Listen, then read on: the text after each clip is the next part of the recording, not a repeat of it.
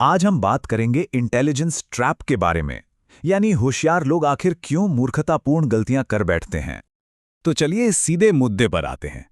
एक सवाल जो शायद हम सबके मन में आता है, क्या ज्यादा इंटेलिजेंट लोग, जिनका आईक्यू बहुत हाई होता है, वो कम गलतियां करते हैं? हम में से ज्यादातर लोग शायद हाँ में ही जवाब देंगे, है ना?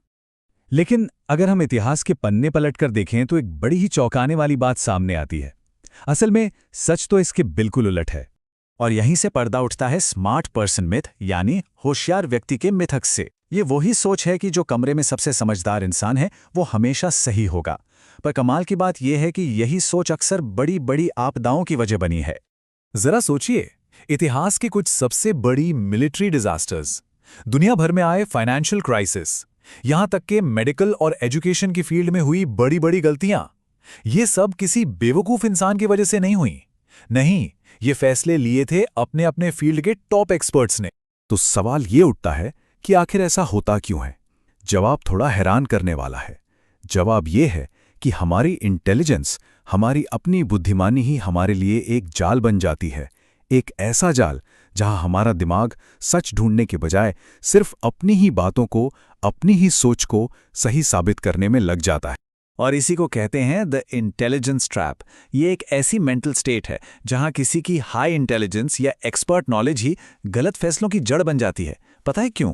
क्योंकि स्मार्ट लोग अपनी स्मार्टनेस का इस्तेमाल अपने बायसेस को जस्टिफाई करने में करने लगते हैं और उन सारे सबूतों को अनदेखा कर देते हैं जो उनकी सोच से मेल नहीं खाते। अच्छा, ये समझना भी बड़ा मजेदार है कि आईक्यू टेस्ट्स आखिर मापते क्या हैं। वो आपकी लॉजिकल थिंकिंग, पैटर्न पहचानने की क्षमता, मेमोरी, ये सब तो माप लेते हैं, पर वो असल दुनिया की समझदारी नहीं मापते। मतलब अपनी गलतियों को मानकर उन्हें सुधारना, अपने अंदर छिपे बायसेस को पहचानना या जरूरत पड़ने पर अपनी सोच को बदलने की हिम्मत, ये सब आईक्यू टेस्ट के दायरे से बाहर हैं। हाँ, रिसर्च तो ये भी बताती है कि हाई आईक्यू के अपने नुकसान भी हैं। अक्सर देखा गया है कि ज्यादा इंटेलिजेंट लोग अपने ही लॉजिक पर बहुत कम शक करते हैं। वो हमेशा ऐसी ही इंफॉर्मेशन ढूंढते हैं जो उनकी बात को सपोर्ट करे, उसे चैलेंज ना करे। और सबसे खतरनाक बात, वो अपनी गलतियों को सही ठहराने के लिए इतने जबरदस्त और कॉम्प्लिकेटेड आर्ग्यूमेंट्स बना सकते हैं कि सामने वाला भी मान जाए। और ये ट्रैप सिर्फ अकेले इंसान पर काम नहीं करता। अब जरा देखते हैं कि जब यही एक्सपर्ट्स और इंटेलिजेंट लोग एक ग्रुप में होते हैं तो वो कैसे फेल होते हैं। यह हमें ले जाएगा स्पेशलाइज्ड नॉलेज और ग्रुप थिंकिंग के कुछ डार्क कॉर्नर्स में। कुछ उदाहरण देखते हैं, जैसे डॉक्टर्स जो कभी-कभी टेक्स्ट बुक नॉलेज में इतने फंस जाते हैं कि मरीज की किसी रेयर बीमारी को पकड़ ही नहीं पाते। या फिर इन्वेस्टर्स जो मार्केट के साफ साफ इशारे देखने के बाद भी अपने पुराने बेकार मॉडल से चिपके रहते हैं। और मिलिट्री स्ट्रैटेजिस्ट्स जो नए जमाने की जंग में भी अपनी पुरानी जीती हुई लड़ाइयों के तरीकों पर ही भरोसा करते हैं और मुंह की खाते हैं। तो यहाँ एक बहुत ज़रूरी बात समझनी होगी। ये जो फेलियर्स हैं, ये अक्सर एरोगेंस या घमंड की वजह से नहीं होती। ये होती हैं एफिशिएंट थिंकिंग की वजह से। मतलब हमारा दिमाग तेज़ी से सोचने के लिए शॉर्टकट्स बना लेता है, और जब कोई एक्सपर्ट बन जाता है तो ये शॉर्टकट्स और भी पक्के हो जाते हैं। नतीजा, नई चीज़ों के बारे में सोचना मुश्किल हो जाता है। और हाँ, जब स्मार्ट लोग एक ग्रुप में काम करते हैं ना, तो एक और भी खतरनाक चीज़ सामने आती है, जिसे कहते हैं ग्रुप थिंक। ये एक ऐसी सिचुएशन है जहां ग्रुप में एकता बनाए रखने का प्रेशर इतना बढ़ जाता है कि लोग जानते बूझते हुए भी गलत और बेवकूफ़ी भरे फैसले ले लेते हैं। जो लोग अलग सोचते हैं वो या तो खुद ही चुप हो जाते हैं या फिर उनकी आवाज़ को दबा दिया जाता है। इसका एक बहुत ही दुखद और क्लासिक उदाहरण है नासा का चैलेंजर स्पेस शटल हादसा। देखिए, इंजीनियर्स ने साफ साफ चेतावनी दी थी कि ठंडे मौसम में रॉकेट लॉन्च करना बेहद खतरनाक हो सकता है, लेकिन लॉन्च करने का मैनेजमेंट पर प्रेशर इतना ज्यादा था कि सारी वार्निंग्स को नजरअंदाज कर दिया गया। जो इंजीनियर्स विरोध कर रहे थे उन्हें चुप करा दिया गया और नतीजा, एक भयानक हादसा। ये ग्रुप थिंक का टेक्स्ट बुक केस है। तो क्या इस इंटेलिजेंस ट्रैप से निकलने का कोई रास्ता है? क्या इसका कोई तोड़ है? हाँ, बिल्कुल है।